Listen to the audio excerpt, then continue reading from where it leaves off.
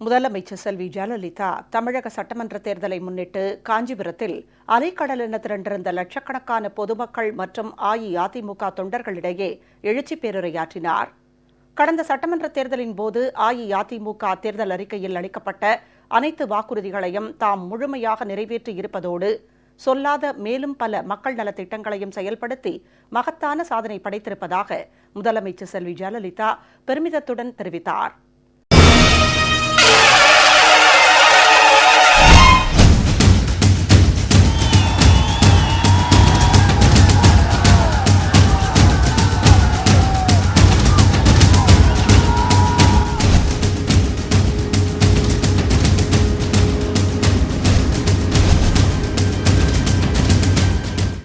காஞ்சிபுரம் மாவட்டம் வாரணவாசியில் நேற்று லட்சோப லட்சம் பொதுமக்களும் கழக தொண்டர்களும் அலைக்கடல் என திரண்டிருந்த பிரம்மாண்ட பொதுக்கூட்டத்தில் எழுச்சி பேருரையாற்றிய முதலமைச்சர் செல்வி ஜெயலலிதா தமது அரசின் வரலாற்று சாதனைகளை புள்ளி விவரங்களுடன் விளக்கமாக எடுத்துரைத்து சாதனைகள் தொடர வெற்றி சின்னமாம் இரட்டை இலை சின்னத்தில் வாக்களித்து அமோக வெற்றி தேடித் தர வேண்டும் என கேட்டுக் கொண்டார். பூரண மதுவிலக்கு என்று அடிக்கடி பேசும் கருணாநிதி திமுக தேர்தல் அறிக்கையில் பூரண மதுவிலக்கு என்ற வார்த்தையை பயன்படுத்தாதது ஏன் என கேள்வி எழுப்பிய முதலமைச்சர் செல்வி ஜெயலலிதா பூரண மதுவிலக்கை நடைமுறைப்படுத்தும் எண்ணமே கருணாநிதிக்கும் திமுகவினருக்கும் அறவே கிடையாது என்று குற்றம் சாட்டினார். மக்களின் பேராதரவுடன் அஇஅதிமுக ஆட்சி மீண்டும் அமைந்ததும் மதுவிலக்கு படிப்படியாக அமல்படுத்தப்பட்டு பூரண மதுவிலக்கு என்ற லட்சியம் நிறைவேற்றப்படும் என முதலமைச்சர் செல்வி ஜெயலலிதா மீண்டும் உறுதிபட தெரிவித்தார். வணக்கத்திற்குரிய பெரியோர்களே, என்னை வாழ வைக்கும் தெய்வங்களாகிய தாய்மார்களே, இதயதெய்வம் புரட்சி தலைவர் எம்ஜிஆரின் இரத்தத்தின் இரத்தமான என் உயிரினும் மேலான எனது அருமை உடன்பிறப்புகளே, எனது அருமை வாக்காள பெருமக்களே, உங்கள் அனைவருக்கும் முதற்கண் எனது அன்பு கலந்த வணக்கத்தை தெரிவித்துக் கொள்கிறேன். 2011ஆம் ஆண்டு நடைபெற்ற சட்டமன்ற பொது தேர்தலின் போது குடும்ப ஆட்சியை ஒழிக்க வேண்டும், மக்களாட்சியை மலரச் செய்ய வேண்டும் என்று நான் உங்களிடம் கேட்டேன். நீங்களும் என்னுடைய வேண்டுகோளினை ஏற்று அனைத்திந்திய அண்ணா திராவிட முன்னேற்ற கழகத்தை ஆட்சியில் அமர்த்தினீர்கள்.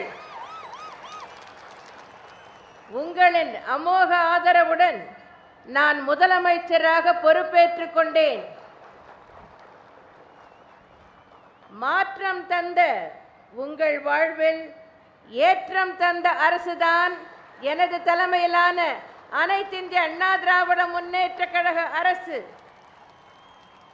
நான் ஆட்சி பொறுப்பை ஏற்றவுடன் தேர்தலின் போது உங்களுக்கு என்னென்ன வாக்குறுதிகளை அளித்தேனோ, என்னென்ன திட்டங்களை தருவேன் என்று சொன்னேனோ அதையெல்லாம் நிறைவேற்றி தந்திருக்கிறேன் என்பதை தெரிவித்துக் கொள்கிறேன். நான் சொன்னதை செய்திருக்கிறேன். அவற்றில் ஒரு சிலவற்றை இங்கே நான் தெரிவிக்க விரும்புகிறேன். குடும்ப அட்டைதாரர்கள் அனைவருக்கும் 20 கிலோ அரிசி விலையில்லாமல் வழங்கப்படும் என்ற தேர்தல் வாக்குறுதி நிறைவேற்றப்பட்டிருக்கிறது. அதன் பயனை நீங்கள் எல்லாம் அனுபவித்துக் கொண்டிருக்கிறீர்கள். குடும்பத்தில் உள்ள அனைவருக்கும் சீரமைக்கப்பட்ட மருத்துவ காப்பீட்டு திட்டம் செயல்படுத்தப்படும் என்ற வாக்குறுதி நிறைவேற்றப்பட்டிருக்கிறது. இந்த திட்டத்தின்படி 4 ஆண்டுகளில் 4 லட்சம் ரூபாய் வரை ஒரு குடும்பத்தினர் மருத்துவ சிகிச்சை பெற்றுக்கொள்ளலாம். கடந்த 5 ஆண்டுகளில் 3256 கோடி ரூபாய் செலவில் 14.3 லட்சம் ஏழை எளிய மக்களுக்கு உயரிய மருத்துவ சிகிச்சை வழங்கப்பட்டுள்ளது. நவீன பசுமை வீட்டு வசதி திட்டம் செயல்படுத்தப்படும் என்று அறிவித்திருந்தேன். கடந்த 5 ஆண்டுகளில் 5879 கோடி ரூபாய் மதிப்பீட்டில் 2,79,954 பேர்களுக்கு பசுமை வீடுகள் கட்டித்தரப்பட்டுள்ளன. 20,046 வீடுகள் கட்டப்பட்டு வருகின்றன. இருண்ட தமிழகம் ஒளி பெற வழிவகை செய்யப்படும் என்று நான் வாக்குறுதி அளித்திருந்தேன். கடந்த 5 ஆண்டுகளில் அனைத்து திட்டங்களின் மூலம் 7,485.5 மெகாவாட் மின்சாரம் தமிழக மின் தொகுப்பில் கூடுதலாக சேர்க்கப்பட்டுள்ளது. இது ஒரு வரலாற்று சாதனை. இதன் காரணமாக தமிழகத்தில் மின்வெட்டே இல்லை என்ற நிலைமை ஏற்பட்டிருக்கிறது. வறுமை கோட்டிற்கு கீழே உள்ள அடித்தட்டு குடும்பங்களுக்கு 4 ஆடுகள் வழங்கப்படும் என்ற வாக்குறுதி சென்ற தேர்தலின் போது என்னால் அளிக்கப்பட்டிருந்தது. இதன்படி கடந்த 5 ஆண்டுகளில் ஒரு பயனாளிக்கு 4 ஆடுகள் வீதம் 7 லட்சம் பயனாளிகளுக்கு 927.75 கோடி ரூபாய் மதிப்பீட்டில் 28 லட்சம் ஆடுகள் வழங்கப்பட்டுள்ளன. இதேபோன்று 60,000 விலையில்லா கறவை பசுக்கள் வழங்கப்படும் என்று அறிவித்திருந்தேன். அந்த திட்டமும் நிறைவேற்றப்பட்டு விட்டது. கடந்த 5 ஆண்டுகளில் 231.11 கோடி ரூபாய் செலவில் கறவை பசுக்கள் வழங்கப்பட்டுள்ளன. மீன் உற்பத்திக்கு உகந்த வழியில் மீன்பிடிக்க விலக்கு அளிக்கப்படும் 45 நாட்களுக்கு மீனவ குடும்பத்திற்கான உதவித்தொகை 2,000 ரூபாயாக உயர்த்தி வழங்கப்படும் என்ற வாக்குறுதி நிறைவேற்றப்பட்டிருக்கிறது. பருவ காலத்தால் 4 மாதங்களுக்கு மீன்பிடி தொழிலை மேற்கொள்ள இயலாத மீனவ குடும்பங்களுக்கு 4,000 ரூபாய் உதவித்தொகை வழங்கப்படும் என்ற வாக்குறுதி நிறைவேற்றப்பட்டிருக்கிறது. தாய்மார்களுக்கு விலையில்லா மிக்சி, கிரைண்டர் மற்றும் மின்விசிறி ஆகியவை வழங்கப்படும் என்ற வாக்குறுதி நிறைவேற்றப்பட்டிருக்கிறது. காவேரி நடுவர் மன்ற இறுதி தீர்ப்பை மத்திய அரசிதழில் வெளியிட நடவடிக்கை எடுக்கப்படும் என்ற வாக்குறுதி நிறைவேற்றப்பட்டிருக்கிறது. முல்லை பெரியாறு பிரச்சனையில் நிலையான தீர்வு எட்ட சட்டப்படி நடவடிக்கை எடுக்கப்படும் என்று அறிவித்ததற்கிணங்க அணையின் நீர்மட்டம் 136 அடியிலிருந்து முதற்கட்டமாக 142 அடியாக உயர்த்தப்பட்டிருக்கிறது. அணை வலுப்படுத்தப்பட்ட பின் அணையின் நீர்மட்டம் 152 அடியாக உயர்த்தப்படும். கேபிள் டிவி தொழில் அரசுடைமையாக்கப்பட்டு அனைத்து மக்களுக்கும் அரசு கேபிள் டிவி இணைப்பு குறைந்த கட்டணத்தில் வழங்கப்படும் என்ற வாக்குறுதி அளிக்கப்பட்டிருந்தது. இந்த வாக்குறுதி நிறைவேற்றப்பட்டு அனைத்து மக்களுக்கும் மாதம் 70 ரூபாய் என்ற மிக குறைந்த கட்டணத்தில் கேபிள் இணைப்பு வழங்கப்பட்டுள்ளது.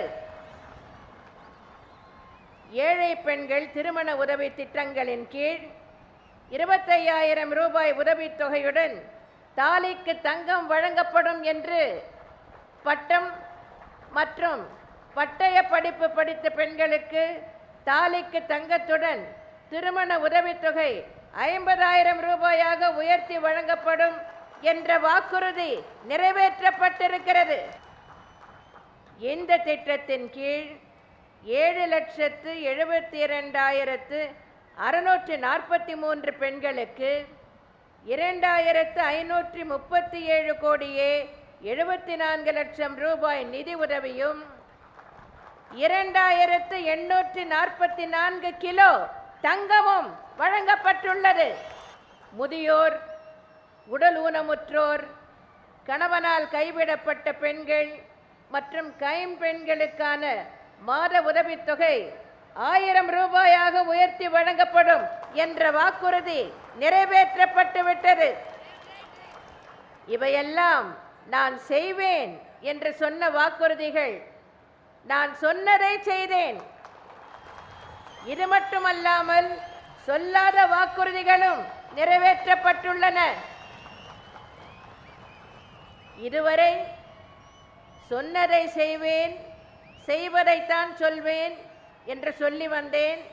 ஆனால் கடந்த 5 ஆண்டு காலத்தில் சொல்லாத பலவற்றையும் நான் செய்திருக்கிறேன். மக்களை நாடி அரசு என்பதற்கேற்ப அம்மா திட்டம் என்று மாநிலம் முழுவதும் செயல்படுத்தப்பட்டு வருகிறது. ஏழை மக்கள் மலிவு விலையில் தரமான உணவை வயிறார உண்ணும் வகையில் தமிழ்நாடு முழுவதும் 530 அம்மா உணவகங்கள் திறக்கப்பட்டுள்ளன. இதேபோன்று அம்மா குடிநீர், அம்மா உப்பு, அம்மா சிமெண்ட், அம்மா குழந்தைகள் பரிசு பெட்டகம் என பல்வேறு திட்டங்கள் செயல்படுத்தப்பட்டுள்ளன, செயல்படுத்தப்பட்டு வருகின்றன. சொன்னதை மட்டுமல்லாமல் சொல்லாததையும் செய்யும் அரசு உங்கள் அன்பு சகோதரியின் அரசு என்பதை உங்களுக்கு சுட்டிக்காட்ட கடமைப்பட்டிருக்கிறேன். இந்த சாதனைகளை எல்லாம் கண்டு பொறுக்க முடியாத திமுக தலைவர் திரு கருணாநிதியும் திமுகவினரும் 90% வாக்குறுதிகள் நிறைவேற்றப்படவில்லை என பொய் பிரச்சாரம் செய்து வருகிறார்கள். நம்முடைய சாதனைகளை எல்லாம் கண்டு மக்கள் பாராட்டுவதை கண்டு பொறுக்க முடியாமல் திரு கருணாநிதியும் திமுகவினரும் வேண்டுமென்றே 90% வாக்குறுதிகள் நிறைவேற்றப்படவில்லை என பொய் பிரச்சாரம் செய்து வருகிறார்கள். தமிழ்நாட்டில் மின்வெட்டு உள்ளது என்று திமுகவினர் செய்யும் பிரச்சாரம் பொய் பிரச்சாரம் என்று எல்லோருக்கும் தெரியும். எந்த பொய்யையும் துணிந்து சொல்லலாம் என்று திமுகவினர் நினைக்கிறார்கள். வாய்க்கு வந்ததை சொல்லி மக்களை ஏமாற்றலாம் என திமுகவினர் நினைக்கின்றனர். மின்வெட்டே இல்லாத போது மின்வெட்டு இருக்கிறது என்று பிரச்சாரம் செய்வது எப்படிப்பட்ட கேலி கூத்து! வீடுகளுக்கு மட்டுமல்லாமல் தொழில் நிறுவனங்களுக்கும் தொழிற்சாலைகளிலும் கூட எந்தவித மின்வெட்டும் இல்லை என்பது தமிழக மக்களுக்கு நன்றாக தெரியும். அனைத்து கிராமங்களுக்கும் நகரங்களுக்கும் 4 வருடத்திற்குள் மும்முனை இணைப்பு வழங்கி மின்சாரம் தடையில்லாமல் கிடைக்க வழி காணப்படும் என்ற வாக்குறுதி என்னவாயிற்று என்று திமுகவினர் கேட்கிறார்கள். திரு கருணாநிதியும் கேட்கிறார். அதற்கு என்னுடைய பதில், இந்த வாக்குறுதி நிறைவேற்றப்பட்டுள்ளது என்பதுதான் உண்மை. திரு கருணாநிதியின் குடும்ப தொலைக்காட்சியிலும் வாக்குறுதிகள் நிறைவேற்றப்படவில்லை என பொய் பிரச்சாரங்கள் மேற்கொள்ளப்படுகின்றன. வீடு இல்லாதவர்களுக்கு 3 சென்ட் இடம் வழங்கப்படும் என்ற வாக்குறுதியும், ஏழை எளியோருக்கு 3 லட்சம் பசுமை வீடுகள் கட்டித்தரப்படும் என்ற வாக்குறுதியும் நிறைவேற்றப்படவில்லை என்று சிறு விளம்பர காட்சி மூலம் பொய் பிரச்சாரம் செய்து வருகின்றனர். உண்மை என்னவென்றால், கடந்த 5 ஆண்டுகளில் 11,49,000 பட்டாக்கள் வழங்கப்பட்டுள்ளன. 3 லட்சம் பசுமை வீடுகள் கட்டப்பட்டுள்ளன.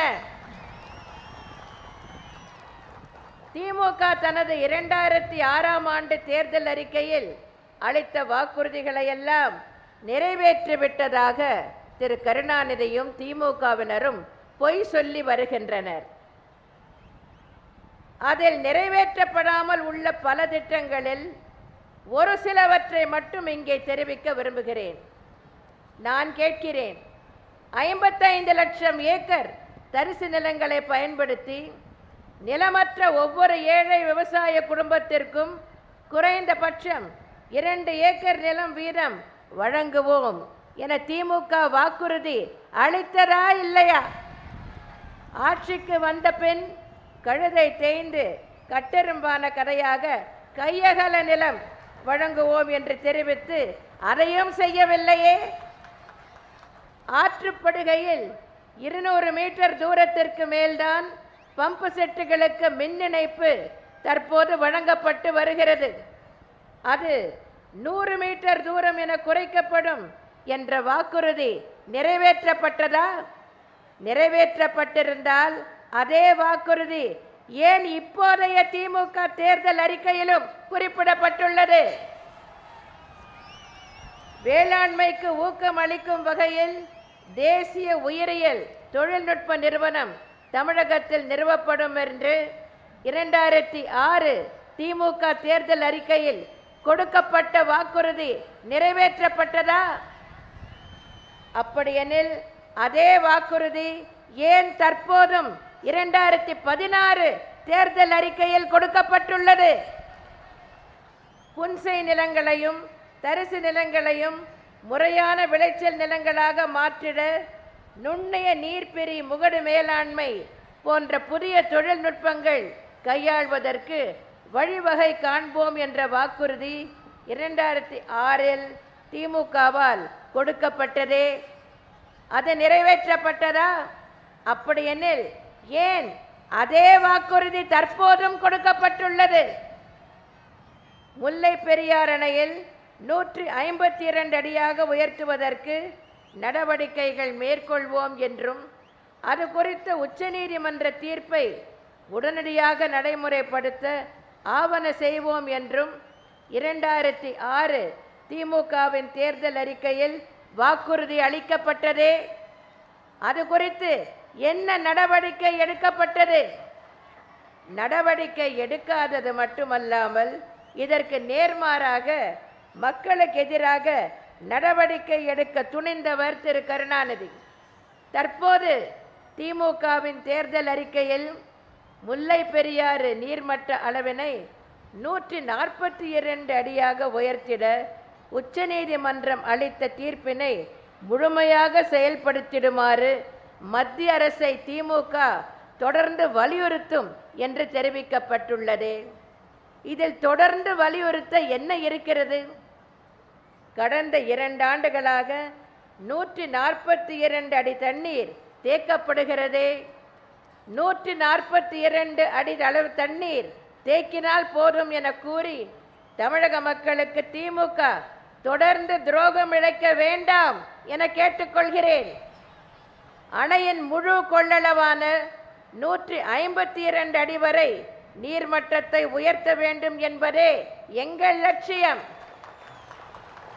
தேவையான மராமத்து பணிகளை முடித்து 152 அடி வரை நீரை தேக்கலாம் என்றுதான் உச்சநீதிமன்ற ஆணை கூறுகிறது. இதற்கெல்லாம் முதலில் திரு கருணாநிதி பதில் சொல்லட்டும். அதன் பிறகு 2006 ஆண்டு திமுக அளித்த தேர்தல் வாக்குறுதிகளில் இன்னும் என்னவெல்லாம் நிறைவேற்றவில்லை என நான் தெரிவிக்கிறேன். திரு கருணாநிதி குழப்பத்தில் இருக்கிறார் என்றுதான் தெரிகிறது. 2006 ஆண்டு தேர்தலின் போது திமுக வெளியிட்ட தேர்தல் அறிக்கையில் என்னென்ன வாக்குறுதிகளை கொடுத்தார்களோ அதே வாக்குறுதிகளை மீண்டும் இப்போது 2016 ஆண்டு தேர்தல் அறிக்கையிலும் மீண்டும் சொல்லி இருக்கிறார்கள். 152 அடி வரை முல்லை பெரியார் அணையின் நீர்மட்டத்தை உயர்த்தலாம் என்று உச்ச நீதிமன்ற ஆணையே கூறும்போது 142 அடி வரை தேக்கலாம் என்று மத்திய அரசை வலியுறுத்துவோம் என்று அர்த்தமில்லாமல் பேசிக் கொண்டிருக்கிறார்கள். வாக்காளர் பெருமக்களே, முந்தைய திமுக ஆட்சியில் நடந்த சம்பவங்களை சற்று சிந்தித்து பார்த்தால் யார் தமிழக மக்களுக்காக உழைக்கிறார்கள், யார் தன் மக்களுக்காக உழைக்கிறார்கள் என்பது நன்றாக புரியும். திமுக குடும்ப சண்டை காரணமாக மதுரையில் பத்திரிகை அலுவலகம் எரிக்கப்பட்டு அப்பாவி ஊழியர்கள் 3 பேர் உயிரிழந்தார்களே. வீடியோ ஆதாரங்கள் இருந்தும் சரியான நடவடிக்கை எடுக்கப்பட்டதா? குற்றவாளிகள் அனைவரும் விடுவிக்கப்பட்டதுதான் மிச்சம். யார் பயன் பெறுவதற்காக இந்த நடவடிக்கை? தன் மக்களுக்காகத்தானே இந்த நடவடிக்கை. தாக்கிருட்டினன் கொலை வழக்கில் குற்றவாளிகள் யார் என்பது ஊரறிந்த உண்மை. ஆனால் அந்த கொலை வழக்கிலிருந்து அனைவரும் விடுவிக்கப்பட்டனர். ஏன் மேல்முறையீடு செய்யவில்லை? இதற்கு காரணம் என்ன? தன் மக்கள் நலம்தானே. முந்தைய மைனாரிட்டி திமுக ஆட்சி காலத்தில் அரசு கேபிள் டிவி நிறுவனம் துவங்கப்பட்டது எதற்காக? திமுக தலைவரின் குடும்ப சண்டை காரணமாகத்தானே. கேபிள் டிவி நிறுவனம் பின்னர் முடக்கப்பட்டதற்கு என்ன காரணம்? குடும்ப சண்டை தீர்ந்ததுதானே காரணம். இதற்கு தன் மக்கள் நலம்தானே காரணம். இந்த சுயநலம் காரணமாகத்தான் மீண்டும் ஆட்சிக்கு வந்து கேபிள் டிவி நிறுவனத்தை முடக்க வேண்டும் என திமுக நினைக்கிறது. எனவேதான் கேபிள் டிவி இணைப்பு பற்றி எந்த அறிவிப்பும் திமுகவின் தேர்தல் அறிக்கையில் இல்லை. இப்படி தன் மக்கள் நலனுக்காக திரு கருணாநிதி செய்த பணிகளை அடுக்கிக் கொண்டே போகலாம். தமிழக மக்களுக்காக திரு கருணாநிதி செய்த பணிகள் இல்லவே இல்லையா என்று நீங்கள் கேட்கலாம். இருக்கின்றன. இலங்கை தமிழர்களின் இனப்படுகொலைக்கு காரணம் திமுக. கச்சத்தீவு தாரை வார்க்கப்பட்டு மீனவர் சிறைப்பிடிப்புக்கு காரணம் திமுக. காவேரி நடுவர் மன்ற இறுதி ஆணையை மத்திய அரசிதழில் வெளியிட தவறியது திமுக. சில்லறை வணிகத்தில் அந்நிய முதலீட்டை புகுத்த உதவியது திமுக. முல்லை பெரியார் அணை பிரச்சனையில் தடுமாற்றத்துடன் நடந்து கொண்டது திமுக. ஒகேனக்கல் கூட்டு குடிநீர் திட்டத்தை தாமதப்படுத்தியது திமுக. நில அபகரிப்புக்கு துணை போனது திமுக. திரைப்படத்துறையையே கபலீகரம் செய்தது திமுக. தமிழகத்தை இருளில் மூழ்கச் செய்தது திமுக என அடுக்கிக் கொண்டே போகலாம். வாக்காளர் பெருமக்களே, நாங்கள் செய்த சாதனைகளையும் முந்தைய மைனாரிட்டி திமுக ஆட்சியில் நீங்கள் அனுபவித்த வேதனைகளையும் சிந்தித்து பார்த்து வாக்களிக்க வேண்டும் என்று உங்களை கேட்டுக்கொள்கிறேன். இப்போது உங்கள் அன்பு சகோதரி ஆட்சியில் சாதனை மேல் சாதனை நடக்கிறது. அன்றைக்கு திரு கருணாநிதி ஆட்சியில் வேதனை மேல் வேதனை தான் உங்களுக்கு கிடைத்தது. அடுத்து வெள்ள பாதிப்பு பற்றி சில கருத்துக்களை உங்களுடன் பகிர்ந்து கொள்ள விரும்புகிறேன். கடந்த நவம்பர் மற்றும் டிசம்பர் மாதங்களில் கடந்த 100 ஆண்டுகளில் இல்லாத அளவு பெருமழை பெய்த காரணத்தால் பல மாவட்டங்கள் பாதிப்புக்கு உள்ளாயின.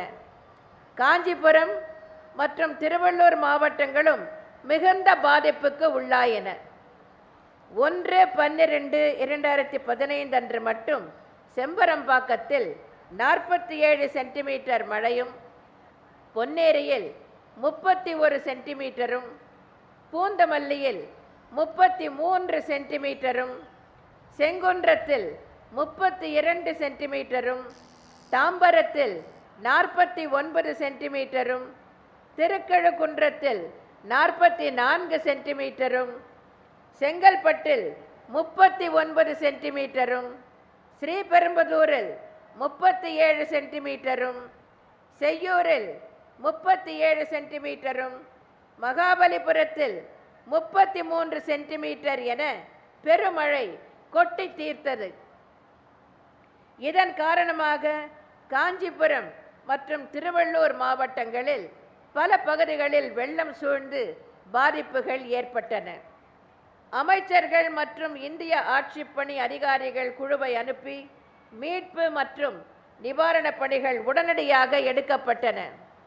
எனது தலைமையிலான அரசு எடுத்த தகுந்த முன்னெச்சரிக்கை நடவடிக்கைகளின் காரணமாகத்தான் உயிரிழப்புகள் தவிர்க்கப்பட்டன.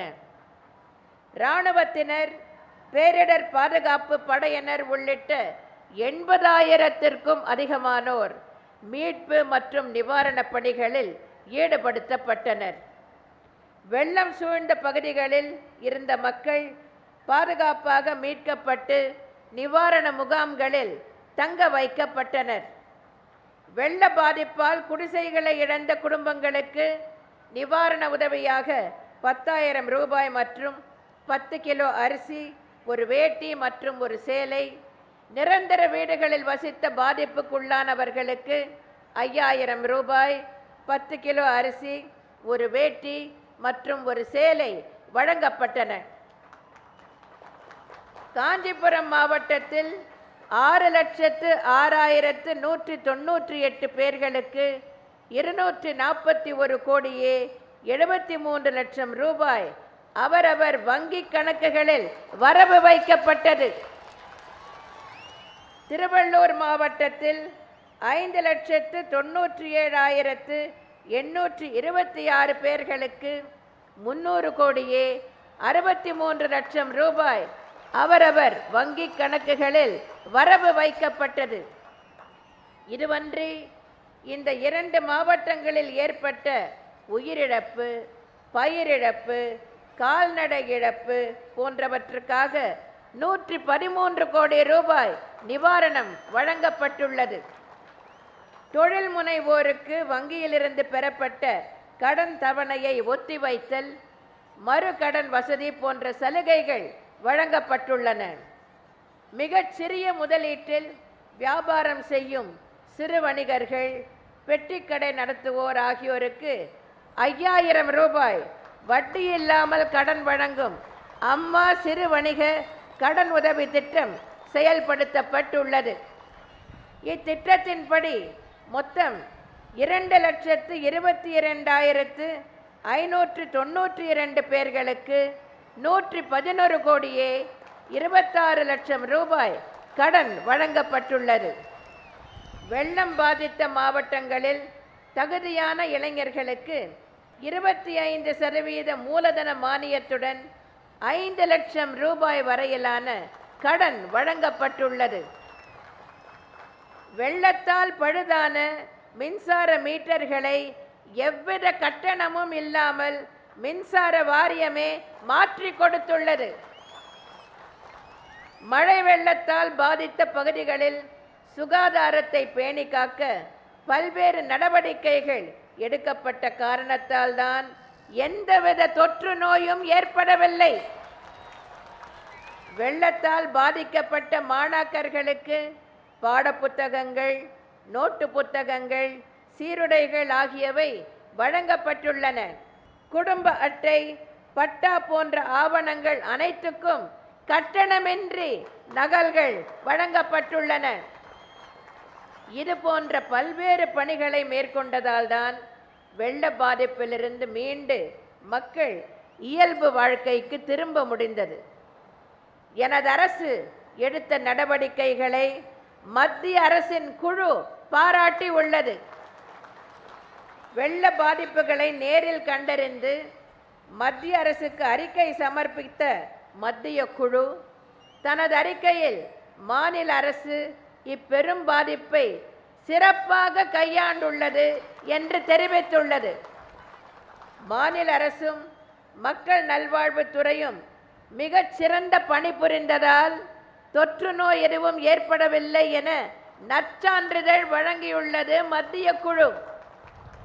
மேலும் வெள்ளத்தால் பாதிக்கப்பட்டவர்கள் முகாம்களில் தங்க வைக்கப்பட்டு தேவையான உணவு, உடை ஆகியவை வழங்கப்பட்டன என்றும் அனைத்து வசதிகளும் செய்யப்பட்டன என்றும் மிக குறைந்த கால அளவில் குடிதண்ணீர் விநியோகம் சீர் செய்யப்பட்டது என்றும் அந்த மத்திய குழு சென்ற இடங்களிலெல்லாம் பொதுமக்கள் அரசிற்கு பாராட்டு தெரிவித்துள்ளனர் என்றும் தெரிவித்துள்ளது. மத்திய அரசின் குழுவே இவ்வாறு பாராட்டு தெரிவித்திருக்கும் போது பொய் பிரச்சாரம் செய்து வாக்குகளை பெற்றுவிடலாம் என்று திமுகவினர் பகல் கனவு காண்கின்றனர். திமுக திண்ணை பிரச்சாரம் என்ற பெயரில் வெளியிட்ட துண்டு பிரசுரத்தில் செம்பரம்பாக்கம் ஏரியை திடீரென திறந்து அதனால் 347 பேர் மாண்டனர் என்ற ஒரு வடிகட்டிய பொய்யை தெரிவித்துள்ளனர். செம்பரபாக்கம் ஏரியிலிருந்து திடீரென தண்ணீர் திறந்து விடப்படவில்லை என்பது பற்றியும், அடையாற்றுக்கு எங்கிருந்தெல்லாம் வெள்ள நீர் வருகிறது என்பது பற்றியும், முன்னெச்சரிக்கைகள் எவ்வாறு வெளியிடப்பட்டன என்பது பற்றியும் விரிவாகவும் விளக்கமாகவும் பலமுறை தெரிவிக்கப்பட்டும் திமுகவினர் தொடர்ந்து பொய் பிரச்சாரம் செய்து வருகின்றனர். தமிழ்நாடு அரசு சரியான நடவடிக்கைகள் எடுக்காததால் தான் வெள்ள பாதிப்பு ஏற்பட்டது என்பது திமுகவினரின் பொய் பிரச்சாரம் என்பதை அவர்களின் தேர்தல் அறிக்கையை எடுத்து கூறுகிறது.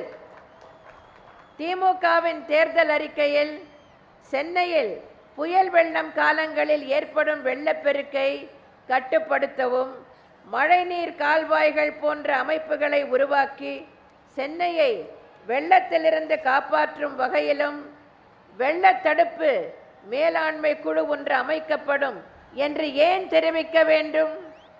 அதே போன்று ஸ்ரீபெரும்புதூர் வட்டத்தில் உள்ள 96 ஏரிகளில் 50 ஏரிகளின் உபரி நீர் அடையாறு வழியாக கடலுக்கு செல்கிறது என்றும், அடையாற்றில் உபரி நீர் கடலுக்கு செல்லும் போது ஏற்படுகின்ற வெள்ளச்சேதம் சென்னையின் மைய பகுதியையும் தென் சென்னை பகுதியையும் மிகவும் பாதிப்புக்கு உள்ளாக்குகிறது என்றும், மழை காலத்தில் ஆற்றில் கரை புரண்டு பெருக்கெடுத்து வரும் வெள்ள நீர் கடலுக்குள் செல்ல இயலாமல் நகருக்குள் புகுந்து பெரும் சேதம் விளைவிக்கிறது என்றெல்லாம் வெள்ளத்திற்கான காரணங்களை திமுகவின் தேர்தல் அறிக்கையே எடுத்துச் சொல்லியுள்ளது. அடுத்து மதுவிலக்கை பற்றி குறிப்பிட விரும்புகிறேன். தமிழ்நாட்டில் மதுவிலக்கு கொண்டு வருவது பற்றி இன்று பல அரசியல் கட்சி தலைவர்களும் பேசி வருகின்றனர். மதுவை பற்றி அறியாத ஒரு தலைமுறைக்கு மதுவை அறிமுகப்படுத்திய திமுக தலைவர் திரு கருணாநிதியும் திமுகவினரும் இது பற்றி பேசுவது வினோதமானது. நான் அடிக்கடி சொல்லுவதைப் போல் மதுவிலக்கை பற்றி யார் வேண்டுமானாலும் பேசலாம். ஆனால் மதுவிலக்கை பற்றி பேசுகின்ற அருகதை திரு கருணாநிதிக்கும் கிடையாது, திமுகவினருக்கும் கிடையாது. 1971 ஆகஸ்ட் மாதம் அன்றைய முதலமைச்சர் திரு கருணாநிதியால் மதுவிலக்கு நீக்கப்பட்டது. இந்தியாவில் தயாரிக்கப்படும் அயல்நாட்டு மதுவகைகள், சாராயம் மற்றும் கள் விற்பனைக்கான கடைகள் மாநிலம் முழுவதும் திறக்கப்பட்டன. 2007 தமிழ்நாடு சட்டப்பேரவையில் கள்ளச்சாராயத்தை ஒழிக்க வேண்டும் என பல்வேறு கட்சிகளைச் சேர்ந்தவர்கள் பேசிய போது திரு கருணாநிதி, நான் அவர்களுக்கெல்லாம் சொல்வது கள்ளச்சாராயம் என்பது ஒழிக்க முடியாத ஒன்று என்பதுதான். அறவே கள்ளச்சாராயத்தை ஒழிக்க முடியாததற்கு காரணம் மதுவிலக்கு திட்டத்தில் நாம் மற்ற நாடுகளோடு போட்டி போடுவது என்றால் அவர்களை விட இன்னும் நல்ல சரக்குகளை இங்கே உற்பத்தி செய்ய வேண்டும் என்பதிலேதான் வெற்றி பெற முடியுமே தவிர வேறு வழியிலே வெற்றி பெற முடியாது என்பதற்கு இன்றைய உலக நிலை, உலக பண்பாடு, உலக கலாச்சாரம் சாட்சியாக இருக்கின்றது என்றார் திரு கருணாநிதி. மதுவிலக்கு குறித்து இதுதான் திரு கருணாநிதியின் உண்மையான கருத்து. தேர்தலுக்காக இன்று மக்களை ஏமாற்றும் வகையில் வாக்குறுதிகளை அளித்து தேர்தலில் வெற்றி பெற்று விடலாம் என்ற நப்பாசையில் மதுவிலக்கு பற்றி திரு கருணாநிதியும் திமுகவினரும் பேசி வருகின்றனர். பூரண மதுவிலக்கை அமல்படுத்த வேண்டும் என திமுக பல்வேறு ஆர்ப்பாட்டங்களை நடத்தியுள்ளது. தமிழகத்தில் பூரண மதுவிலக்கு கொண்டு வரப்படும் என்றும், திமுக ஆட்சிக்கு வந்ததும் முதல் பணியாக மதுவிலக்கை அமல்படுத்துவோம் என்றும் திரு கருணாநிதி கூறினார். பூரண மதுவிலக்கு என்பது திமுகவின் கொள்கை என்றால் அது பற்றி தேர்தல் அறிக்கையிலேயே தெளிவாக குறிப்பிட்டிருக்க வேண்டுமா வேண்டாமா? ஆனால் திமுகவின் தேர்தல் அறிக்கையில் தமிழ்நாட்டில் மதுவிலக்கை அமல்படுத்த சட்டம் இயற்றப்படும் என்றும், தமிழ்நாடு மாநில விற்பனை கழகம் டாஸ்மாக் கலைக்கப்பட்டு இந்த விற்பனை கழகத்தின் மூலம் தற்போது செய்யப்பட்டு வரும் மதுபான விற்பனை முற்றிலும் நிறுத்தப்படும் என்றும் மதுபான விற்பனை செய்வதிலிருந்து அரசு முற்றிலும் விலகி கிராம உற்பத்தி பொருட்களை பொதுமக்களுக்கு நேரடியாக விற்பனை செய்ய நடவடிக்கைகள் மேற்கொள்ளப்படும் என்று கூறப்பட்டுள்ளது. பூரண மதுவிலக்கு என்று திரு கருணாநிதி அடிக்கடி சொல்லி வந்தாரே, தேர்தல் அறிக்கை தயாரிக்கும் போது பூரண என்ற வார்த்தை மறந்து போய்விட்டதா? போராட்டங்களின் போது சொன்னது போல பூரண மதுவிலக்குக்கு முதல் கையெழுத்து போடப்படும் என்று ஏன் வாக்குறுதி அளிக்கவில்லை? ஏனெனில் மதுவிலக்கை நடைமுறைப்படுத்தும் எண்ணமே திரு கருணாநிதிக்கும் கிடையாது, திமுகவுக்கும் கிடையாது. ஒவ்வொரு ஆர்ப்பாட்டத்திலும் ஒவ்வொரு போராட்டத்திலும் பூரண மதுவிலக்கு என்று கூறி வருகிறார் கருணாநிதி. அப்படி என்றால் தேர்தல் அறிக்கையிலேயே பூரண என்ற வார்த்தையை ஏன் பயன்படுத்தவில்லை? ஏனென்றால் பூரண மதுவிலக்கை கொண்டு வருகின்ற எண்ணமே திரு கருணாநிதிக்கும் இல்லை, திமுகவினருக்கும் இல்லை. அதனால்தான் மதுபான விற்பனையிலிருந்து அரசு முற்றிலும் விலகும், தமிழ்நாடு மாநில விற்பனை கழகம் கலைக்கப்படும் என்றெல்லாம் சொல்லி தனியார் மூலம் கிளப்புகள் மூலம் மதுபான விற்பனையை மேற்கொள்ள சூழ்ச்சி செய்துள்ளார்கள். இதை நீங்கள் நன்றாக புரிந்து கொள்ள வேண்டும். ஆனால் என்னை பொறுத்தவரை பூரண மதுவிலக்கு அமல்படுத்தப்பட வேண்டும் என்பதுதான் எனது கொள்கை. ஆனால் பூரண மதுவிலக்கை ஒரே கையெழுத்தில் கொண்டு வருவது என்பது இயலாது. இது படிப்படியாகத்தான் கொண்டு வர முடியும். 1971ஆம் ஆண்டில் திமுகவால் மது அறிமுகப்படுத்தப்பட்டு ஒரு தலைமுறைக்கும் மேலாக இது தமிழ்நாட்டில் உள்ளது. எனவேதான் இதை ஒரே நாளில் ஒழிக்க இயலாது. எனது தலைமையிலான அனைத்து இந்திய அண்ணா திராவிட முன்னேற்ற கழகம் எதிர்வரும் சட்டமன்ற தேர்தலில் வெற்றி பெற்று உங்கள் ஆதரவோடு மீண்டும் ஆட்சி அமைத்தவுடன் மதுவிலக்கு படிப்படியாக அமல்படுத்தப்பட்டு பூரண மதுவிலக்கு என்ற நிலை எய்தப்படும்.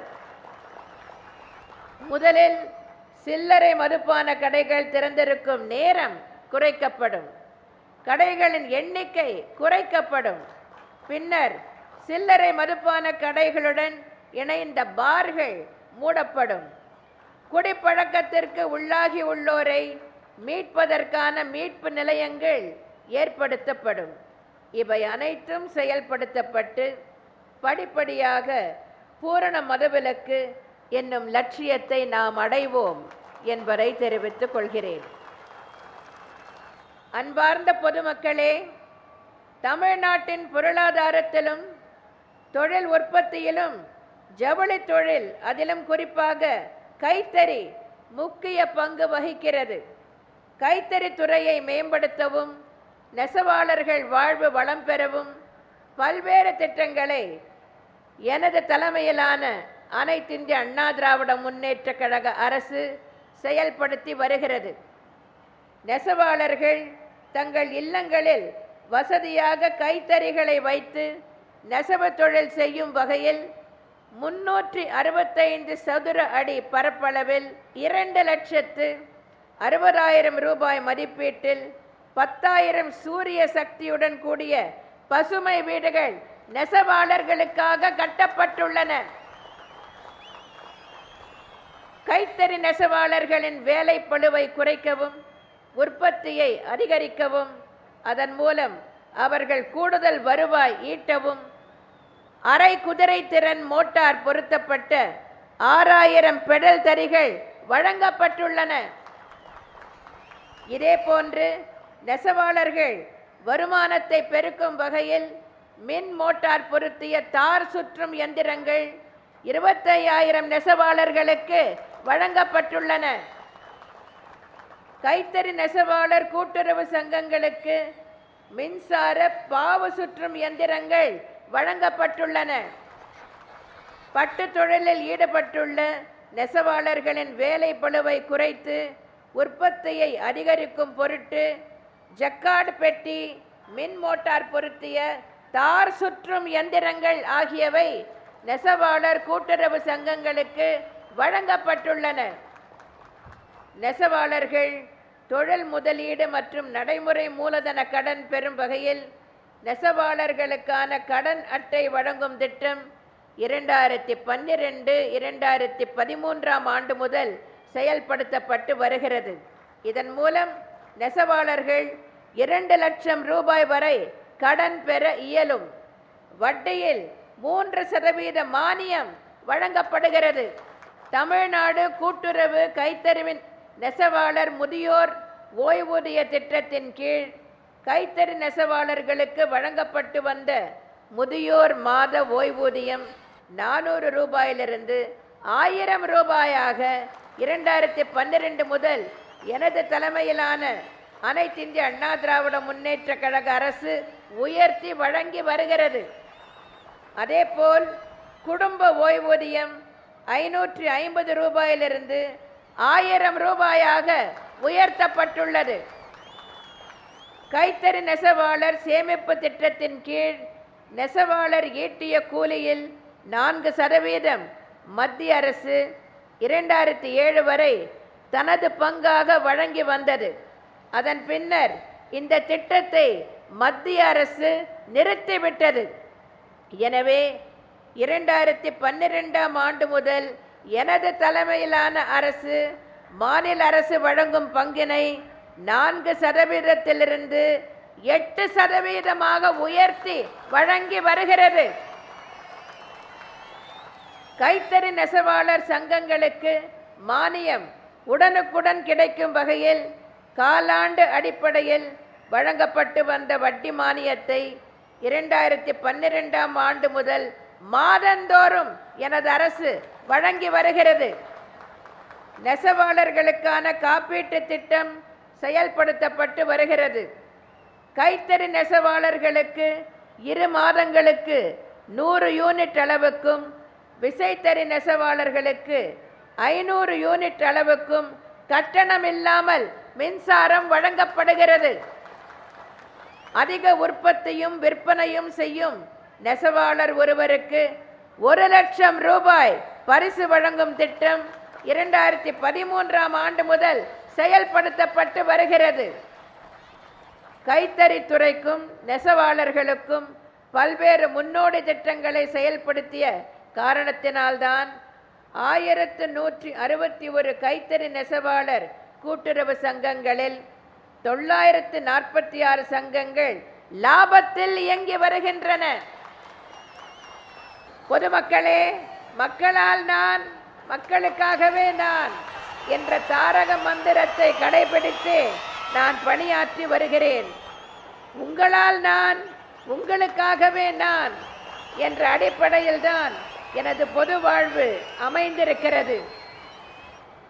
உங்களுக்காகவே அர்ப்பணிக்கப்பட்டதுதான் என்னுடைய தவ வாழ்வு. ஒரு தாய்க்குத்தான் தன் பிள்ளைகளுக்கு என்ன தேவை என்பது தெரியும். தேர்தல் வாக்குறுதியில் கடந்த தேர்தலின் போது சொன்ன வாக்குறுதிகளை எல்லாம் நிறைவேற்றிவிட்டேன். 54 தலைப்புகளின் கீழ் சொல்லப்பட்ட நூற்றுக்கணக்கான வாக்குறுதிகளை எல்லாம் நிறைவேற்றிவிட்டேன். சொல்லாத பலவற்றையும் செய்திருக்கிறேன். இவ்வளவுதான் என்று கருதிவிடாதீர்கள். உங்கள் நல்லாதரவோடு மீண்டும் உங்கள் அன்பு சகோதரியின் தலைமையில் அனைத்து இந்திய அண்ணா திராவிட முன்னேற்ற கழக அரசு அமையப்பெறுமேயானால் இன்னும் ஏராளமான பல திட்டங்களை உங்களுக்காக நிறைவேற்றுவேன். அம்மா உணவகங்கள், அம்மா உப்பு, அம்மா குடிநீர், இது போன்ற திட்டங்கள் எல்லாம் வரும் என்று நீங்கள் எதிர்பார்த்தீர்களா? நீங்கள் நினைத்து பார்த்தீர்களா? இல்லை.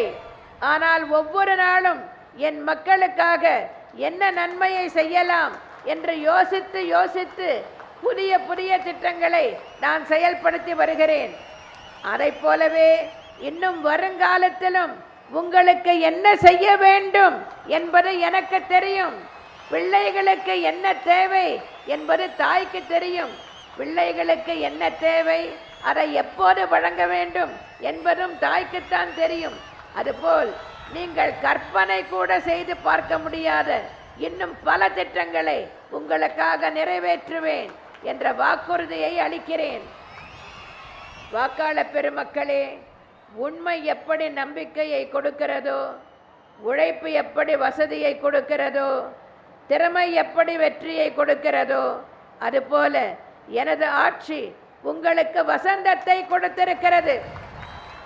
இந்த வசந்தம் தொடர்ந்திட, ஏழைகள் தொடர்ந்து ஏற்றம் பெற்றிட, தமிழகம் அமைதி பூங்காவாய் தொடர்ந்திட, மின்வெட்டே இல்லை என்ற நிலை நிலைத்திட, பொருளாதாரம் அபரிமிதமான வளர்ச்சி அடைந்திட, தொழில்கள் தொடர்ந்து வளர்ச்சி அடைந்திட, தொழிலாளர் நலன் பெருகிட, விவசாயம் விருத்தி அடைந்திட, சேவைத்துறை மேலும் செழித்திட, தமிழகம் தொடர்ந்து முன்னேற்ற பாதையில் சென்றிட, தமிழகத்தின் உரிமைகள் தொடர்ந்து நிலைநாட்டப்பட, தற்போதுள்ள நலத்திட்டங்கள் நீடித்திட, அமைதி வளம் வளர்ச்சி என்ற பாதையில் தமிழகம் தொடர்ந்து பீடு நடை போட, வருகின்ற 16/5/2016 அன்று நடைபெறவுள்ள சட்டமன்ற பொதுத் தேர்தலில் காஞ்சிபுரம் தொகுதி வேட்பாளர் திருமதி மைதிலி திருநாவுக்கரசு அவர்களுக்கும், ஸ்ரீபெரும்புதூர் தொகுதி வேட்பாளர் திரு கே பழனி அவர்களுக்கும், பல்லாவரம் தொகுதி வேட்பாளர் செல்வி CR சரஸ்வதி அவர்களுக்கும், தாம்பரம் தொகுதி வேட்பாளர் திரு சிட்லபாக்கம் ராஜேந்திரன் அவர்களுக்கும், செங்கல்பட்டு தொகுதி வேட்பாளர் திரு R கமலக்கண்ணன் அவர்களுக்கும், திருப்போரூர் தொகுதி வேட்பாளர் திரு M கோதண்டபாணி அவர்களுக்கும், செய்யூர் தொகுதி வேட்பாளர் திரு A முனுசாமி அவர்களுக்கும், மதுராந்தகம் தொகுதி வேட்பாளர் இந்திய குடியரசுக் கட்சி தலைவர் டாக்டர் சேகு தமிழரசன் அவர்களுக்கும், உத்தரமேரூர் தொகுதி வேட்பாளர் திரு வாலாஜாபாத் பா கணேசன் அவர்களுக்கும், கும்மிடிப்பூண்டி தொகுதி வேட்பாளர் திரு KS விஜயகுமார் அவர்களுக்கும், பொன்னேரி தொகுதி வேட்பாளர் திரு சிறுனியம் P பலராமன் அவர்களுக்கும், திருத்தணி தொகுதி வேட்பாளர் திரு PM நரசிம்மன் அவர்களுக்கும், திருவள்ளூர் தொகுதி வேட்பாளர் திரு A பாஸ்கரன் அவர்களுக்கும், பூந்தமல்லி தொகுதி வேட்பாளர் திரு TA ஏழுமலை அவர்களுக்கும், ஆவடி தொகுதி வேட்பாளர் திரு K பாண்டியராஜன் அவர்களுக்கும், அம்பத்தூர் தொகுதி வேட்பாளர் திரு V அலெக்சாண்டர் அவர்களுக்கும், செய்யார் தொகுதி வேட்பாளர் திரு தூசி K மோகன் அவர்களுக்கும், வந்தவாசி தொகுதி வேட்பாளர் திரு V மேகநாதன் அவர்களுக்கும், இதயதெய்வம் புரட்சி தலைவர் MGR கண்ட வெற்றி சின்னமாம் இரட்டை இலை சின்னத்தில் வாக்களித்து இவர்கள் அனைவரையும் பெருவாரியான வாக்குகள் வித்தியாசத்தில் மகத்தான வெற்றி பெற செய்ய வேண்டும் என்று உங்கள் அனைவரையும் அன்புடன் வேண்டி கேட்டுக்கொண்டு, அண்ணா நாமம் வாழ்க, புரட்சி தலைவர் MGR நாமம் வாழ்க என்று கூறி விடைபெறுகிறேன். நன்றி, வணக்கம்.